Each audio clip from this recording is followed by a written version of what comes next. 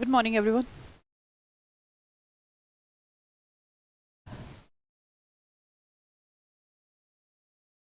All okay?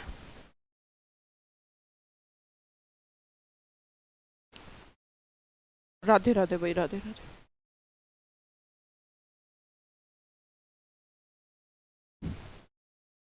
Good morning, Sanju, Vishal, Yogesh, Sonia, लाली सिंह, प्रिया गुप्ता. हाँ जी, क्या हाल चाल है? वॉइस की दोनों क्लासेस कंप्लीट हो गई होंगी और जहाँ तक आइडिया है,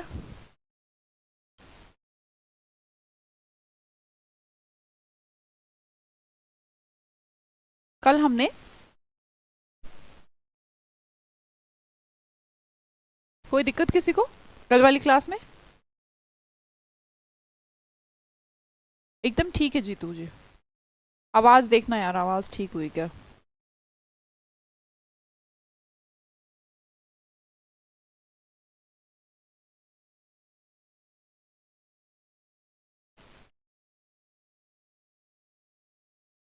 भाई आज आपकी क्लास हो सकता है थोड़ी बहुत देर चले, लाइट नहीं है.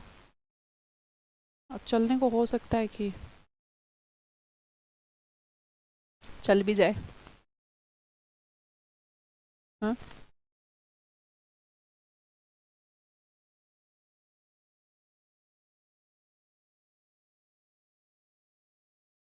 हाँ जी, चलो. अब बात करते हैं आज हम जो कल कुछ बच्चे पूछना चाह रहे थे उसी की. हम्म?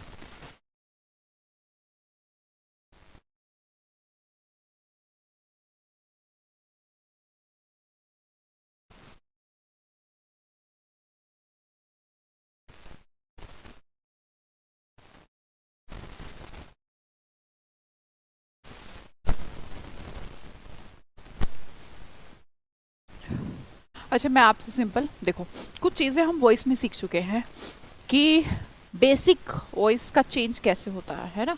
हमने सीखा कि be plus third form formation है. ऑब्जेक्ट को हमें आगे लाना है, सब्जेक्ट को हम पीछे ला रहे हैं, ठीक है, कई बार नहीं भी ला रहे हैं, कोई बात नहीं. तो इन चीज़ों को समझना है हमें कि कब कैसा क्या. ठीक है, ये सब चीज़ें आप समझ गए हैं, सारे टेंसेस को आप समझ गए हैं कि कौन कौन सा टेंस कैसे बिहेव करता है. अब आपके सामने एक सेंटेंस है, कृपया आप मुझे एक सेकंड के लिए इसका वॉइस चेंज करके बताएंगे.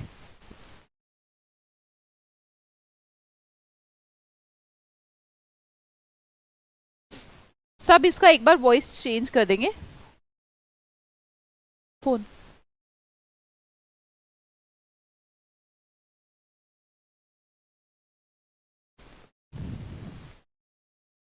साउंड की फिर प्रॉब्लम होने लगी. सब चेंज करेंगे. वही इतना समझ में आ रहा है यार वॉइस का.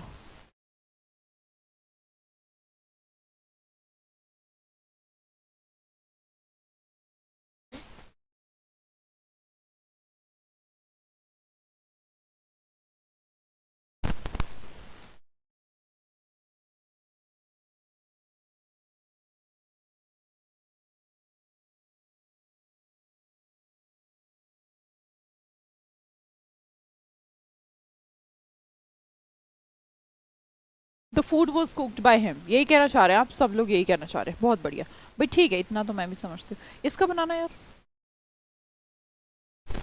2 मिनट लूंगी आपके, है ना. आराम से बनाने की कोशिश करिए और इसके बाद इसका भी बनाने की कोशिश करिएगा.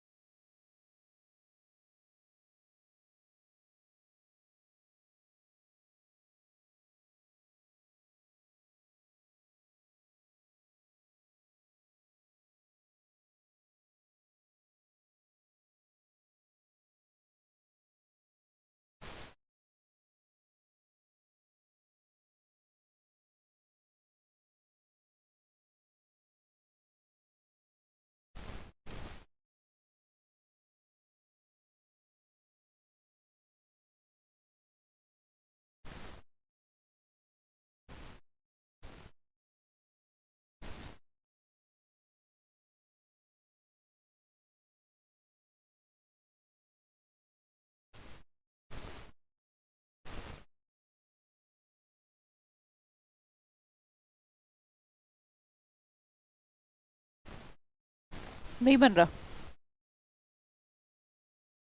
किसी ने तो बनाया होगा। Fast was run by her, सपना तिवारी। दिमाग ठीक है क्या बेटा?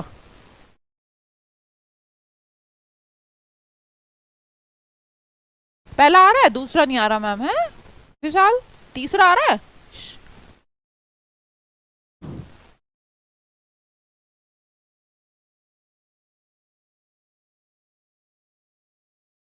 बेटा मत बनाओ, है ना, अपने फालतू दिमाग मत दौड़ाओ।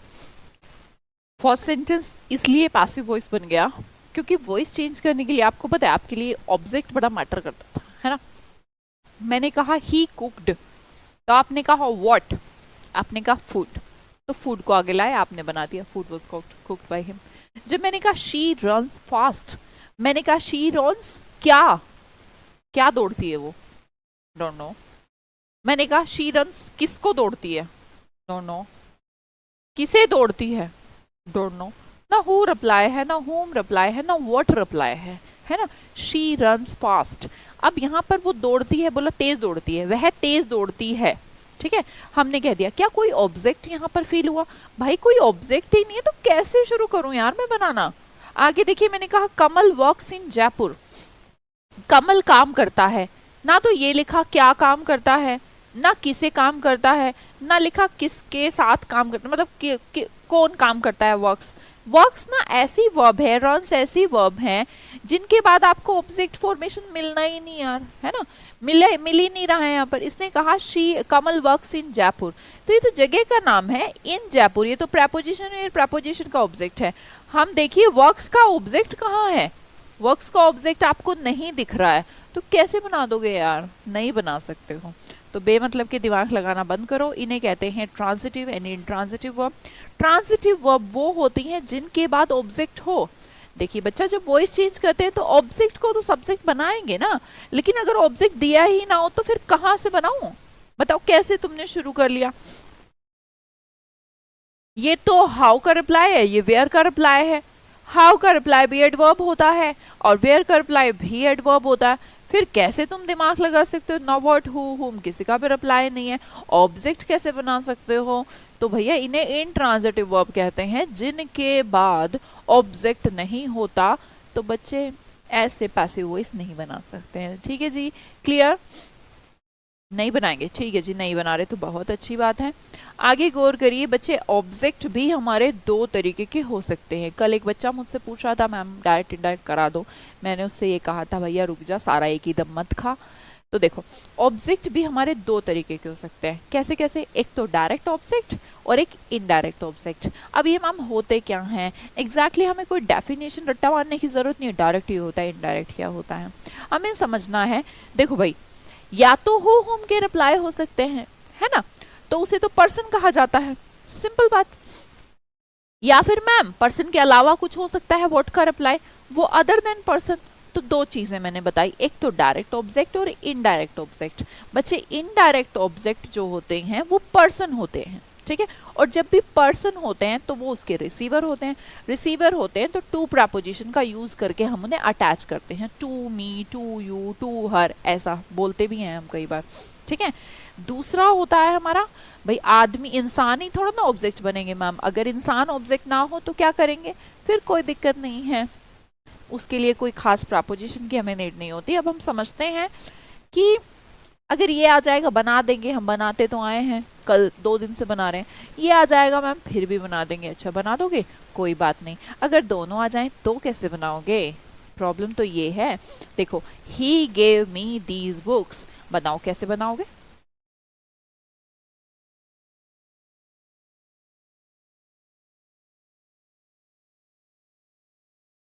बनाओ।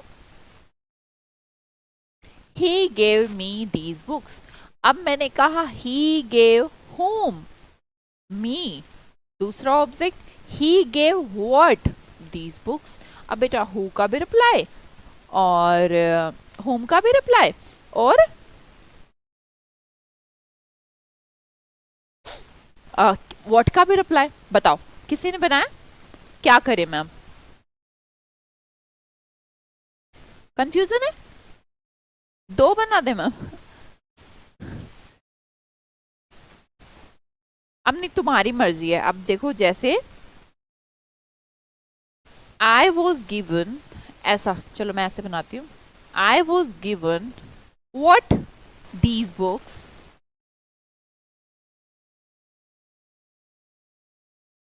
by her, ऐसे बनाया। ओके, अगर these books को आगे लाऊं तो कैसे बनाऊंगी? these books were given, बच्चा इतना तो बना पा रहे हो ना, were given मी नहीं, बस यही एक खराबी है, मी नहीं। जब भी हमने कहा इनडायरेक्ट ऑब्जेक्ट होता है तो वो एक रिसीवर होता है, क्योंकि वो एक पर्सन होता है, और अगर वो एक रिसीवर होता है और एक वो पर्सन होता है तो आप यहाँ पर एक प्रपोजिशन यूज करते हैं टू, बस, इसके अलावा कोई दिक्कत नहीं। अब आप कहेंगे मैम कौन सा ठीक है, कौन सा ठीक है इनमें? दोनों ठीक है। अगर ये अब ये भी सोचना दोनों आ गए तो मैम हम क्या करेंगे? कुछ नहीं होगा यार, दोनों नहीं आएंगे, क्यों इरिटेट नहीं होना वहां पर, हाय रे दोनों आ जाएंगे, ऐसा नहीं हो सकता है। मान लो आपसे कोई, आपसे सिनोनिम पूछ लिया है ना, फॉर एग्जांपल डिलीजेंट पूछ लिया, अभी पढ़ाया मैंने है ना, डिलीजेंट पूछ लिया, एक में दे दिया इंडस्ट्रियस, एक में दे दिया एसिडुअस, ऐसा हो गया तो मैम किसको लगाएंगे? बच्चा ऐसे एग्जामिनर कोई पागल थोड़ना है कि तुमको ऐसे दे देगा, इस चारों एक जैसे मीनिंग दे देगा, है ना, ऐसे नहीं करता। अब इसमें भी या तो वो ऐसे देगा या ऐसे देगा, समझ में आई बात? हाँ हिम, सॉरी मी नहीं, हिम। कट करूं?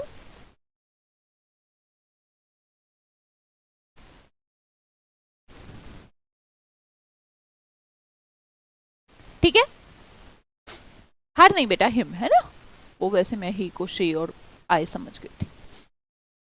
क्लियर हुई मेरी बात? किसी को कोई दिक्कत? अब आपको दोनों तरीके से सेंटेंसेस को बनाना आना चाहिए। या तो आप कहें these books were given to me by him, या तो ऐसा हो सकता है कि मुझे दी गई, या फिर हमने कह दिया कि I was given these books by him. तो दोनों ही तरीके से आप इस सेंटेंस को बना सकते हैं। ठीक है, कितना याद रखेंगे बस कि मैम टू प्रपोजिशन, जब भी रिसीवर वाला आप इनडायरेक्ट ऑब्जेक्ट को लेके आते हैं तो टू का यूज करते हैं। अगर मेरी बात क्लियर हो गई है तो अगला सेंटेंस एक बार बना के बताएंगे, the sun gives us light. और मैं चाहती हूँ आप दोनों तरीके से बना के बताएं। ठीक है, करो सब ट्राई। रोजलिनी वेरी गुड। रिपीट अभी करते हैं लाली सिंह जी, आगे भी तो पढ़ेंगे ना हम।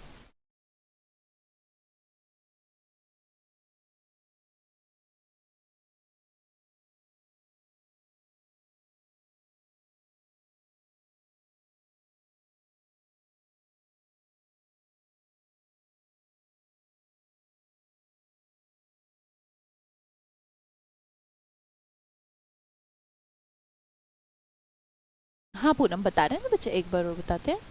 इसमें बताते हैं, दूसरे वाले में। The sun gives us light. अब देखो क्या है कि इसमें मैंने कहा द सन गिव्स, सन तो सब्जेक्ट है, गिव हमारा वर्ब है। अब हमने पूछा होम, बोला अस, व्हाट, लाइट, व्हाट का भी रिप्लाई, होम का भी रिप्लाई। इसका मतलब दो ऑब्जेक्ट हो गए यहाँ तो मैम, अस भी एक ऑब्जेक्ट हो गया और लाइट भी एक ऑब्जेक्ट हो गया। अब मैं क्या करूं?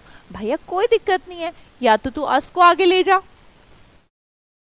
वी से बना दे, कोई दिक्कत नहीं, या फिर तू लाइट को आगे ले जा, तब भी कोई दिक्कत नहीं। बस जब लाइट को आगे लेके जाएगा और अस को रिलेट करना होगा तो टू प्रपोजिशन को यूज करेगा। जैसे मैं आपको बताती हूँ, देखो शायद आपने यही बनाए होंगे। सबसे पहले हम क्या लेगा, हमने सोचा क्या से बनाते हैं, चल लाइट। लाइट क्या है, सिंगुलर। टेंस कौन सा है, प्रेजेंट, तो आपने कहा लाइट इज गिवन। फिर आपने देखा लाइट इज गिवन, अस का मैम क्या करूं, बस इतना याद रखिएगा, जो रिसीवर है उस चीज का, उसके साथ हम टू का यूज करते हैं, to us by the sun, by the sun तो आगे आ गया। इसी तरह जब मैंने अस को यूज करा तो हमने कहा we are given light by the, light से पहले कुछ लगाने की जरूरत नहीं है क्योंकि वो इनडायरेक्ट ऑब्जेक्ट नहीं डायरेक्ट ऑब्जेक्ट है, डायरेक्ट है। डायरेक्ट के साथ क्यों, डायरेक्ट जब कोई ट्रेन चल रही है तो उसके बीच में क्यों घुसाना कुछ। We are given light by the sun. दोनों सेंटेंसेस को एक बार देख लें, कोई भी परेशानी नहीं है, किसी भी ऑब्जेक्ट से आप बना सकते हैं। आंसर आपको दोनों नहीं एक साथ मिलेंगे, एक ही मिलेगा। मेरी बात क्लियर होती है विशाल जी, अंजलि, सूरज, पूनम, अब क्लियर हुआ पूनम? हाँ जी बिल्कुल सही बात, इंसान है मैम तो टू होगा, रिसीवर होगा, बिल्कुल, बस इतना सा याद रखना हो तो कुछ है ही नहीं।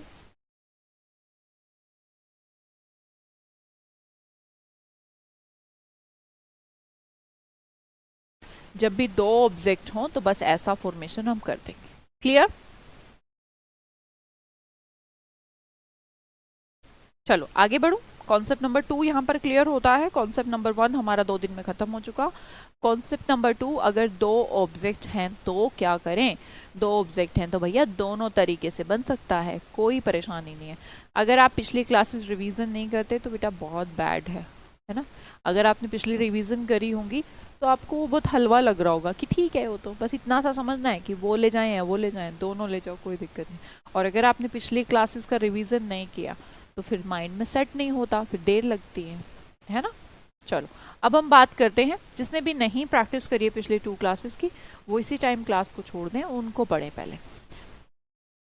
यहाँ पर कॉन्सेप्ट नंबर 2 हमारा खत्म होता है। मैं बढ़ती हूँ कॉन्सेप्ट नंबर 3 की तरफ।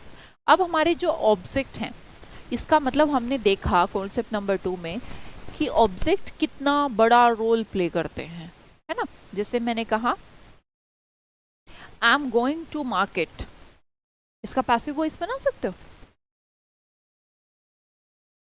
आई am playing in the garden, इसका पैसिव वॉइस बना सकते हो? नहीं बना सकते। क्यों नहीं बना सकते मैम?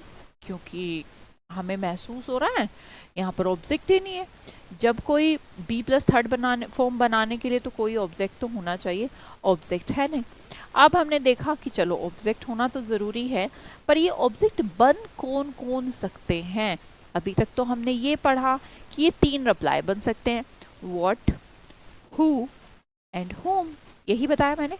अब हम देखते हैं कि ये क्या क्या बन सकते हैं। पहली बात तो कोई नाउन ऑब्जेक्ट बन सकती है। जी मैम बिल्कुल बन सकती है। क्या कोई प्रोनाउन ऑब्जेक्ट बन सकती है? बिल्कुल बन सकती है। याद आ रहा होगा पिछली 2 क्लासेस से कि हाँ नाउन भी बनी थी, प्रोनाउन भी बनी थी। देखिए बच्चा, कोई नाउन फ्रेज बन सकती है। जैसे याद करिए, मैंने कहा था आ ब्यूटीफुल गर्ल, याद आ रहा है? तो वो नाउन फैमिली की तरह बिहेव हुआ, ब्यूटीफुल नाउन के लिए, आ भी नाउन के लिए, तो हमने कहा वो नाउन फ्रेज हो गया। अब एक इंपॉर्टेंट बात आती है जो हमारे वॉइस में बड़ी इंपॉर्टेंट है, that is called noun close. अब नाउन क्लोज का मतलब क्या होता है? नाउन क्लोज का मतलब ये है कि रिप्लाई तो व्हाट, हु, होम ही हो, पर वो एक छोटा सा वर्ड या फिर फ्रेज ना होकर पूरा का पूरा क्लोज हो। Do you know the meaning of close? Close क्या होते हैं? जिनके खुद के सब्जेक्ट हो, खुद के वर्ब हो, उन्हें क्लोज कहते हैं। ये क्या बात हुई मैम?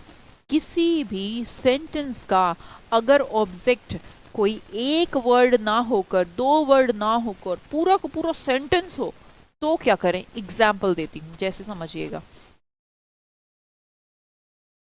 पीपल से, पीपल से, पीपल क्या है? सब्जेक्ट, से क्या है? वर्ब।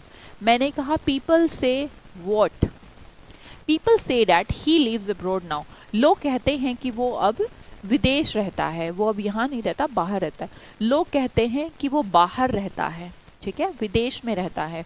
मैंने पूछा लोग कहते हैं, मैंने आपसे पूछा लोग क्या कहते हैं, सब मुझे रिप्लाई करिएगा लोग क्या कहते हैं, हिंदी में कर दीजिए बेशक।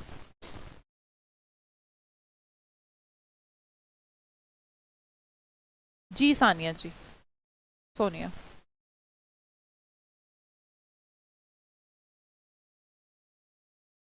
विशाल, पिछली क्लास देख ली तुमने? विशाल कुमार जी, बुद्धि कहाँ गई हुई है तुम्हारी? ठीक हो तुम? नहा लो जाके। ऐसे थोड़ा ना परेशान करते हैं टीचर। इन द गार्डन से बना दूं मैम? इन द गार्डन तो जहां कहाँ का नाम है? 2 क्लास देखी है तो कैसे? तुम जाओ पहले दूसरी पिछली क्लास देखो। तो एक अकेले बच्चे हो जो पूरी क्लास में इतना भी नहीं जानते हो कि इन द गार्डन को आगे ले आए क्या? ऐसा तो हो नहीं सकता कि मैंने ना पढ़ाया हो, मैंने पढ़ाया हो तो फिर ये 700 बच्चे लाइव हैं, उनको भी ऐसा होना चाहिए कि इन द गार्डन बना दे। तेरे को ही क्यों हो रहा है अकेले? कुछ कमी रह गई बेटा, उस पर सुधार करो, जाके क्लास देखो, पिछली क्लास देखो दोनों। इन द गार्डन से बना दूं मैम? वेरी गुड रोजलिनी, सरिता, रमेश, सपना, पूनम, क्या बात है बच्चे, दिव्यांशु, बहुत बढ़िया। मैंने जो रिप्लाई मांगा उसका इंग्लिश में ही आपने रिप्लाई दिया है। प्लीज सॉरी, सॉरी बोल रहा है, वो भी हंस के है। अब गंदा बच्चा, ऐसे मुझे ऐसा लगता है कि जैसे मैंने अच्छे से नहीं पढ़ाया। गलती से टाइप हो गया। अच्छा,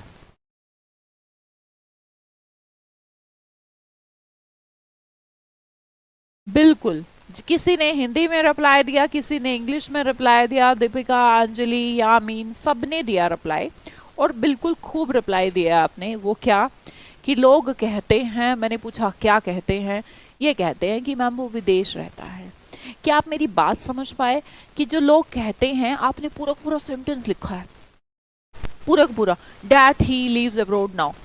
पीपल, लोग कहते हैं that he leaves abroad now, नहीं, पूरी पूरी लाइन कहते हैं लोग। लोग कहते हैं कि वो विदेश रहता है। तो इसका मतलब बच्चे सब्जेक्ट भी है, वर्ब भी है, और बेसिकली हम कहें कि प्रपोजिशन ऑब्जेक्ट फॉर्मेशन भी है। तो पूरा का पूरा सब्जेक्ट और वर्ब जहां दिखाई आ रहा है, तो ये है तो ऑब्जेक्ट ही, क्योंकि ये आपकी बात का रिप्लाई है कि लोग क्या कहते हैं। उस क्या का रिप्लाई एक वर्ड नहीं है, अब क्या है, पूरी की पूरी लाइन है। पर अकॉर्डिंग टू आवर वॉइस हमें क्या करना चाहिए, अब पूरी की पूरी लाइन को आगे लेके जाना चाहिए। यही तो करते हैं हम। मैं पूछती हूँ पीपल से व्हाट, व्हाट का जो भी रिप्लाई है मैम उसको आगे ले जाओ, ऐसा ही तो हम करते थे। पर भैया क्लोज में ना ऐसा नहीं किया जाता। हम अगर ऐसा लिखें, that he leaves abroad now, it's said by people, थोड़ा ब्यूटी को बिगाड़ देता है। तो इसके लिए इंग्लिश की बेसिक स्ट्रक्चर ने एक चीज तय करी कि हम एक काम करते हैं, इतने बड़े क्लोज को नहीं उठाते। क्लोज को उठाकर कभी भी ऐसे आगे मत लाइए। इसको क्या करते हैं हम, जो शुरू वाला है इसको इट से बना देते हैं और पीपल से को चेंज कर लेते हैं। और पीपल से को चेंज करके उन्होंने लिख दिया इट इज सैड, ये कहा जाता है। बोले क्या कहा जाता है, बोले ये कहा जाता है, आगे यूं का यूं, हमें क्या लेना। किसका बना दिया मैंने चेंज, किसका कर दिया, सिर्फ पीपल से का। बाकी के क्लोथ से तुम्हें कोई लेना देना नहीं है, क्योंकि वो तो प्रॉपर ऑब्जेक्ट है, और ऑब्जेक्ट को मत छेड़ो। इट इज सैड, क्या कहा जाता है, आगे यूं का यूं, that he leaves abroad now.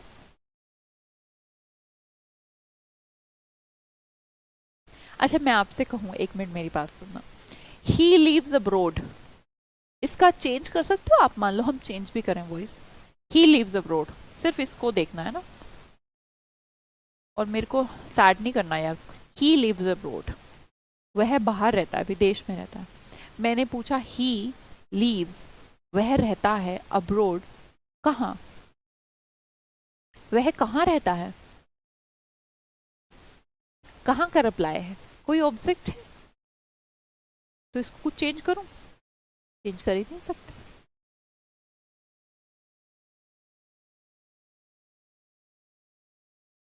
पूरा समझ में आ गया, अरे बाप रे इतनी जल्दी, सो स्वीट। नहीं कर सकते ना, सब भूल जाओ यार, मेरा सेंटेंस सुनो, he leaves abroad, he leaves in India, इसको चेंज करना, he leaves in India, in India, preposition, preposition का ऑब्जेक्ट, और आंसर क्या है, कहाँ, वह कहाँ रहता है। बेटे कहाँ के रिप्लाई से वॉइस चेंज नहीं होते।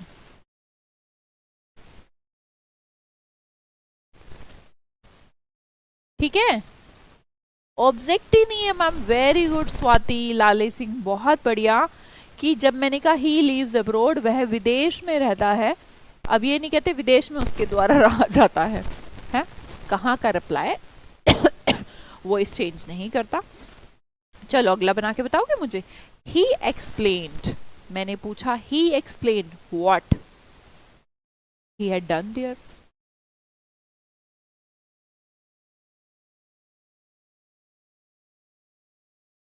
ही एक्सप्लेन्ड व्हाट, तो रिप्लाई आएगा पूरे को पूरा फ्रेज कि उसने वहां किया है, मतलब कुछ किया होगा, ही हैज डन इट होगा शायद। चलो ठीक है, अब जैसा भी है, हमें क्या, हमें तो फ्रेज। मैंने कहा ही एक्सप्लेन्ड, उसने एक्सप्लेन किया, फिर पूछो क्या एक्सप्लेन किया, कि उसने किया है काम, कि वो कर चुका है, उसने किया था, ऐसा। तो इसका मतलब पूरी की पूरी लाइन, पूरी की पूरी लाइन हमने देखा, सब्जेक्ट भी है, वर्ब भी है, that means it's a close. और जब कोई क्लोज होता है तो याद करिए क्या कहा गया, कैसे बनाएंगे,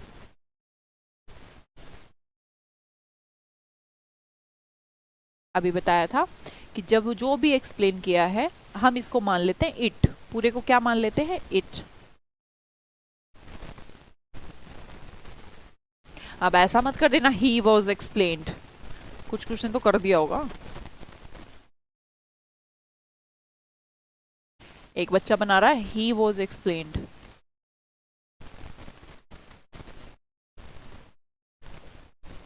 बेटा तू मेरी बात सुन, जब ही उस काम को कर सकता है तो अब तू कह रहा ही उस काम को नहीं कर सकता। ही नहीं तो काम किया है, जब काम ही ने ही किया हो तो पैसिव वॉइस कैसे बना देगा यार तू,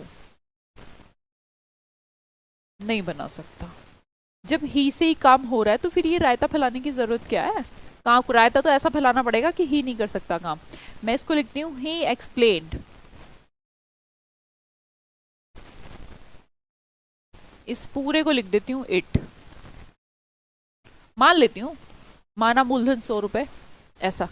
ही explained what, he explained it. Okay अब इसको चेंज करो, इट, इसको चेंज करो, इट को आगे लाएं। अब इट तो सिंपल हो गया, एक वर्ड हो गया, इसको तो ला सकते हैं। सेकंड फॉर्म है, हमने कहा इट वाज एक्सप्लेन्ड, ही को यहां लाओ बाय हिम, इतना clear, it was explained by him. अब हमने कहा इट, लेकिन हम वाक्य का सेंस तो बदल नहीं सकते, वाक्य की इंफॉर्मेशन भी अधूरी नहीं छोड़ सकते। अब वाक्य की इंफॉर्मेशन अधूरी छोड़ोगे तो यार बात बिगड़ जाएगी। तो हमने कहा एक काम करते हैं, it was explained by him, बोला कि व्हाट, अब एक लगा के पूरा फ्रेज, मैं पूरा का पूरा फ्रेज यहाँ पर चिपका देती हूँ। और भैया इसका तो वॉइस वैसे भी चेंज नहीं हो सकता, वर्ब का कोई ऑब्जेक्ट है ही नहीं,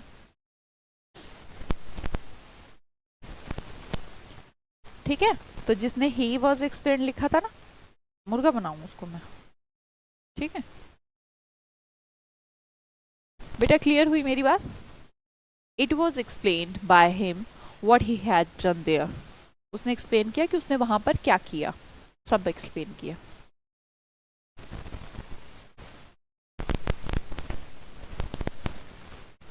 नहीं यार, अब्रोड में ना स्वाति, फॉरेन होता तो हम लिखते, अब्रोड में नहीं लिखा जाता।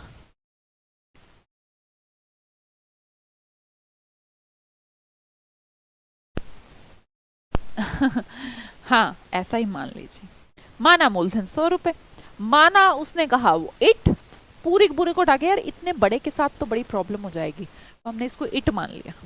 अगला बनाओगे अब, मतलब गलती मत करना, ठीक है। They will reveal what they want now.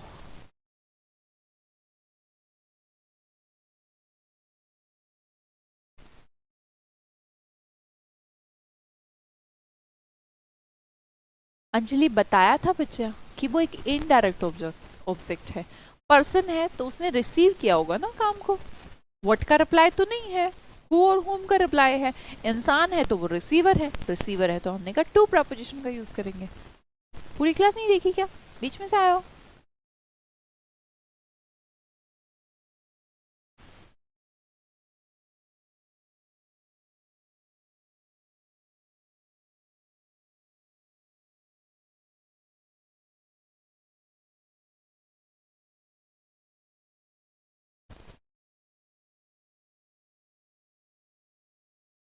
It will be revealed, very good, by them what they want now. Priya Gupta, very good, सबसे पहले प्रिया ने बनाया। तो पूनम लिखा था ना साइड में ब्रैकेट में, नहीं देखा क्या पूनम शर्मा, लिखा था ना ब्रैकेट में, लगाना है लगाओ, बाय पीपल नहीं लगाना कोई दिक्कत नहीं, कल समझाया था, क्योंकि कही गई है तो लोगों के द्वारा गई होगी, जानवरों ने तो बोली नहीं होगी। अच्छा दिक्कत उन्हें ही होती है जो आधी अधूरी सी क्लास देखते हैं। It will be revealed bye them, आगे मैं यूं कहूं, अच्छा बिल्कुल सही है यार, हमने मान लिया दे विल रिवील व्हाट, हमने कहा दे विल रिवील इट, तो करिए इट को चेंज करिए, it will be revealed bye them, और फिर आगे यूं का यूं, what they want now, what they want now, simple. भाई वांट के बाद कोई ऑब्जेक्ट है ही नहीं, तो इसका तो वैसे भी हम चेंज नहीं कर सकते। आगे देखिए, अगला बनाइए। They say that Kamal works in Jaipur. मैंने कहा दे से, वो कहते हैं। बोले क्या कहते हैं? बोले ये कहते हैं कि कमल जयपुर में रहता है। तो मैंने कहा दे से इट, पूरे को इट मान लीजिए, dad Kamal works in Jaipur को इट मान लीजिए। और बनाइए सेंटेंस को, कैसे बनाएंगे?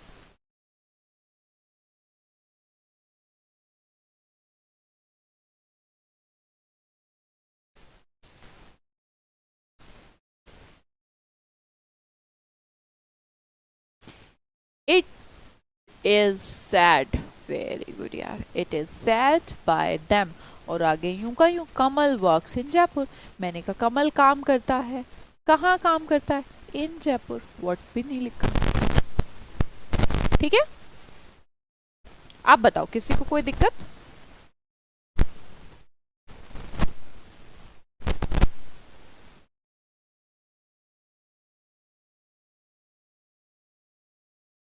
कोई दिक्कत नहीं है ना? देखो, आज हमने सीखे दो कॉन्सेप्ट, क्या क्या? Direct and indirect object. और दूसरा हमने सीखा कि अगर किसी भी सेंटेंस के अंदर हमें ये फील होता है कि पूरा का पूरा क्लोज ही ऑब्जेक्ट है, तो हमें कैसे बनाना है? इट की सहायता लेंगे और हम बना देंगे। बेटा यहाँ तक बात क्लियर होती है तो मैं आगे बढ़ती हूँ हमारे इंटेरोगेटिव क्वेश्चंस की तरफ। ठीक है, इंटेरोगेटिव की बात करते हैं। इंटेरोगेटिव में ना क्या होता है, दो तरीके के इंटेरोगेटिव बनते हैं। पहला इंटेरोगेटिव जिसमें यस और नो क्वेश्चन है, दूसरा है WH क्वेश्चन। मैम ये क्या होते हैं? देखो, इंटेरोगेटिव सेंटेंसेस दो टाइप के होते हैं। मैंने आपसे पूछा क्या तुमने क्लास ली, क्या तुमने कल की क्लास ली, तो आपका रिप्लाई होगा यस या फिर नो, ऐसा। मैंने तुमसे कहा तुमने कल की क्लास क्यों नहीं ली, तो तुम्हारा रिप्लाई यस और नो नहीं होगा। भाई ऐसे क्वेश्चन जिनका उत्तर हाँ और ना में दिया जा सकता है उन्हें कहते हैं यस नो क्वेश्चन। जिनका रिप्लाई गर्दन को यूं और यूं करके नहीं दिया जाता, बोलना पड़ेगा, कुछ ना कुछ एक्सप्लेन करना पड़ेगा। जैसे मैंने पूछा क्यों नहीं करी क्लास, कहाँ गए थे, किससे मिले थे, कौन आया था। अच्छा मैं पूछूं कौन आया था घर पे, can you say it like that? No, yes और नो कह सकते हो? नहीं, एक्सप्लेनेशन चाहता है। तो या तो आप WH क्वेश्चंस के इंटरोगेटिव सीखेंगे और हम दूसरा सीखेंगे यस और नो के क्वेश्चन। बात समझ में आई? इंटरोगेटिव सेंटेंसेस दो टाइप के कैसे होते हैं बेटा? Yes ma'am, no ma'am, no problem, या जेन्युइन। पहले मैं कंफ्यूज थी इसमें। Okay Sakshi Gupta ji, thank you यार, मैं आपको अच्छे से पढ़ा पाऊँ। देखो वॉइस खराब आ रहा है, आई नो, पर पढ़ लेते हैं यार, थोड़ा सा कॉम्प्रोमाइज चलता है, हैं?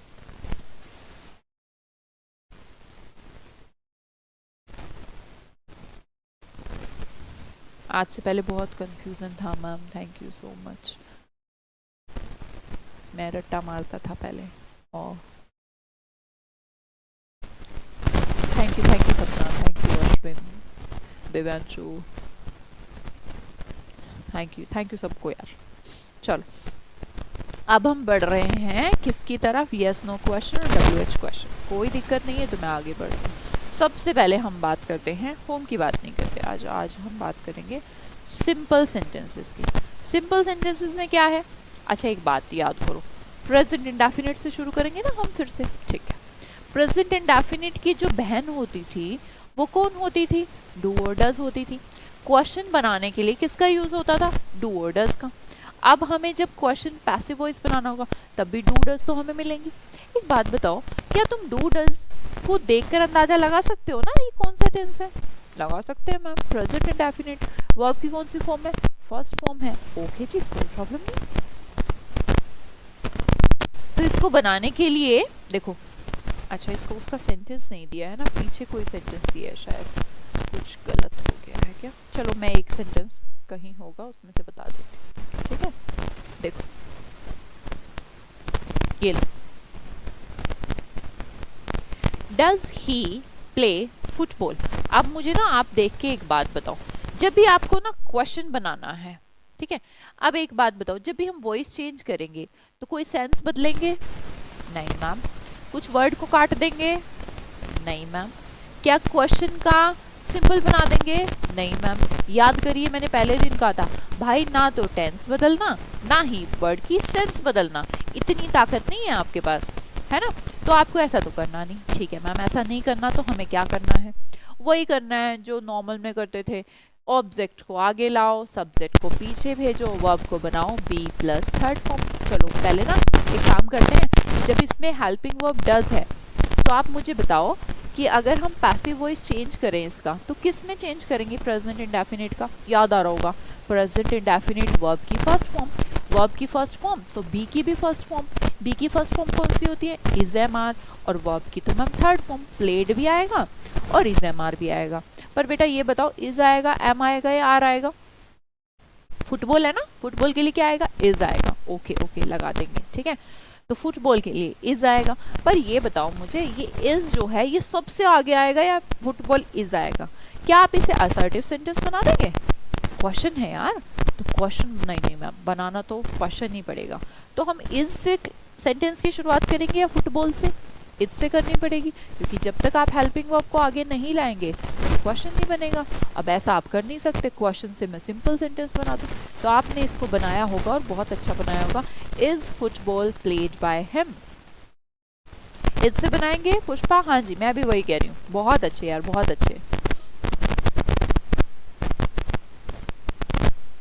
सबको ऐसा लग रहा है ना हम फुटबॉल इज से बना दे, पर बनाए तो हम ऐसे ही, football is played by him ऐसे करके देख लो, football is played by him.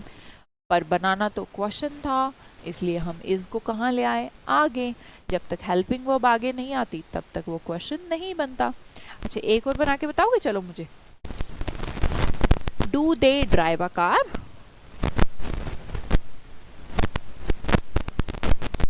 Do they drive a car, किसको लाऊं आगे? कार को। ओके, कार के साथ क्या लगाऊं? इज या am A R? Is.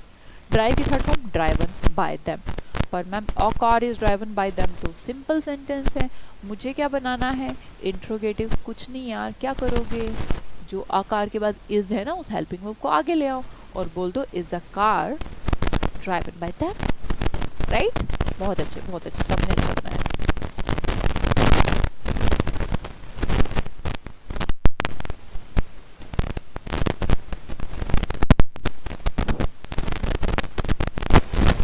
Is a car driven by them. पक्का? सबका क्लियर? सब लिख रहे हो इसका मतलब तुम्हें हो गया है, आ गया समझ में। छोटा सा कॉन्सेप्ट है एकदम, है तो वही सिंपल यार। इसको लिखूं मैं, आप अपने सेंटेंस को थोड़ा सा चेंज करके देखना, आ कार इज ड्राइवन बाय है, ये तो हम सीख के आई हैं। फिर मैम इज आगे क्यों ले रहे हैं भाई? क्वेश्चन को तो क्वेश्चन ही रहने दो, सिंपल तो बनाना नहीं है।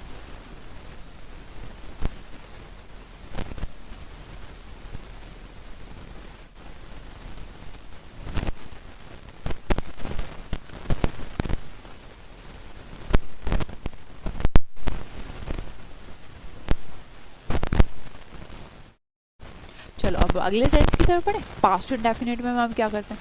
कुछ नहीं बेटा, जो कॉन्सेप्ट समझा उसी से समझो। अब हमने कहा कौन सा टेंस? Past indefinite. ओके, तो अब स्नेक को आगे लाना है, यू को पीछे भेजना है, ये तो ठीक है, किल का किल्ड बनाना है। पर हेल्पिंग वर्ब बताओ कौन सी भरी जाएगी?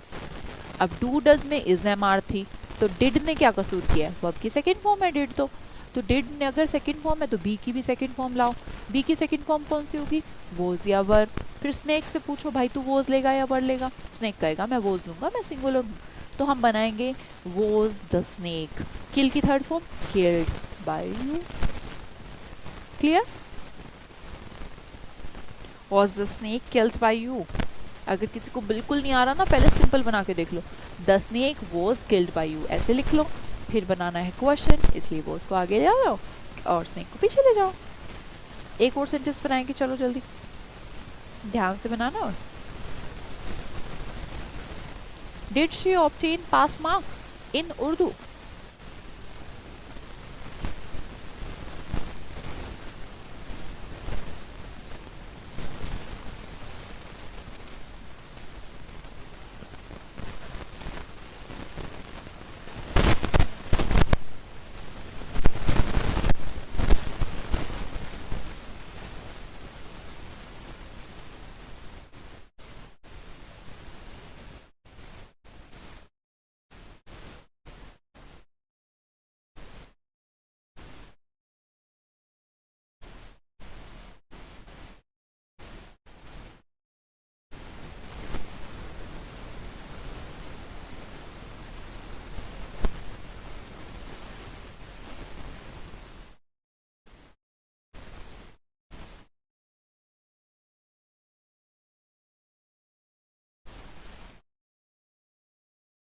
पास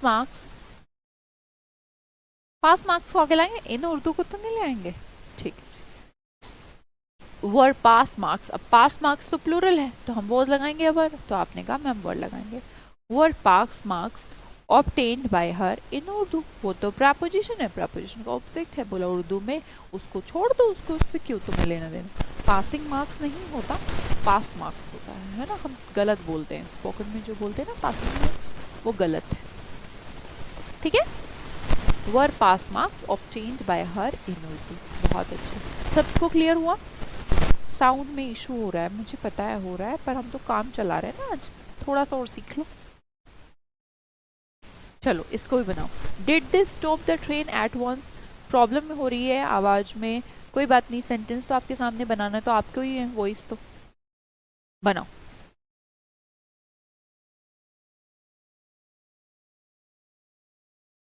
ट्रेन है अब, है ना, ध्यान रखना। Did they stop the train, train है, पास्ट है, इंडेफिनिट है, वोज और वर्क का यूज होगा, ठीक है। ट्रेन के लिए किसका यूज होगा मैम? वोज का होगा। स्टॉप की थर्ड फॉर्म स्टॉप्ड होगी। दे क्या है? सब्जेक्ट है, बाय देम होगा। एट वंस तो टाइम इंडिकेशन है, तो हम उसको उस एडवर्ब से तो हमें कोई लेना देना नहीं है।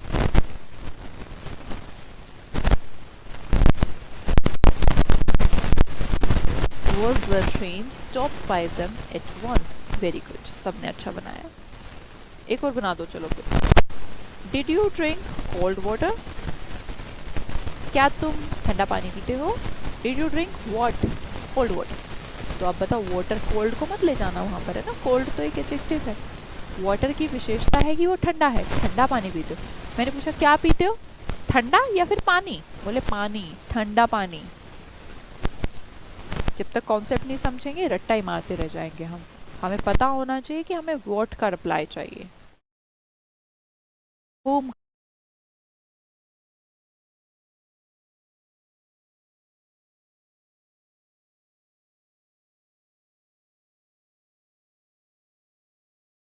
वीडियो रिपीट हो रहा है?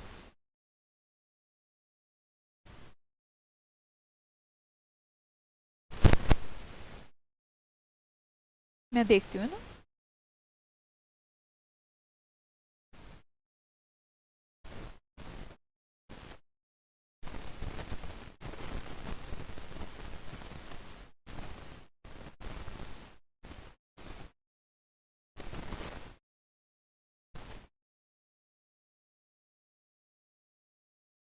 चलो हम कल पढ़ेंगे फिर, है ना, आगे का। Okay, bye bye everyone. कल पढ़ेंगे ना, यहाँ पर मैं छोड़ रही हूँ, फ्यूचर इंडेफिनिट पे छोड़ रही हूँ, तो अगर आपको दिखाई नहीं आ रहा है तो भी ठीक है, कल पढ़ेंगे हम नेक्स्ट, है ना। Okay, bye everyone.